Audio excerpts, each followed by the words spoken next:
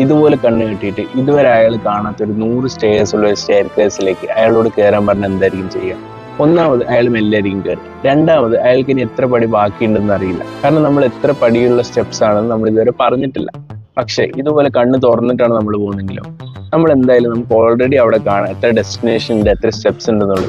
So ഓരോ പടി കയറുമ്പോഴും നമ്മൾ സ്വയം പറയും ഇനി ഇത്ര പടിയേ ബാക്കിയുള്ളൂ, നമുക്കിത് കംപ്ലീറ്റ് ചെയ്യാന്നുള്ളത്. അതായത് ഓരോ ഡോപ്പമിൻ ഹിറ്റ്സ് കിട്ടും. ഇതേപോലെയാണ് നമ്മുടെ ലൈഫിലുള്ളത്. നിങ്ങൾ ചില കാര്യങ്ങൾ വെറും വേഗമായിട്ടുള്ള ഡിസ്റ്റൻസ് ആണ് എടുക്കുന്നത്. അതായത് എനിക്ക് വെയിറ്റ് കുറയ്ക്കണം, എന്ത് വെയിറ്റ് കുറയ്ക്കണം, എത്ര വെയിറ്റ് കുറയ്ക്കണം നിങ്ങൾക്ക് അറിയില്ല. അതിന് പകരം ജസ്റ്റ് സ്പെസിഫിക് ആയിട്ടുള്ള ഒരു ഇത് കൊടുക്കും. അതായത് 5 കിലോ കുറയ്ക്കണം അല്ലെങ്കിൽ 10 കിലോ കുറയ്ക്കണം. ചില ആൾക്കാർ പറയുന്നതാണ് എനിക്ക് ജീവിതത്തിൽ സക്സസ് ആവണമെന്നുള്ളത്. പക്ഷെ എന്താണ് according to you what is success?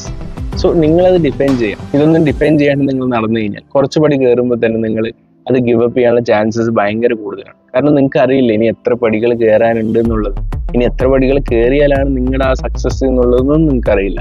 So എന്തൊരു ഡിസ്റ്റൻസ് എടുക്കുമ്പോഴും വേഗ് ഡെസ്റ്റിനേഷൻസ് വെക്കാണ്ട് പ്രോപ്പർ ആയിട്ടുള്ള ഒരു ഡെസ്റ്റിനേഷൻ വെച്ചിട്ട് മുന്നേറുക. ഓക്കെ.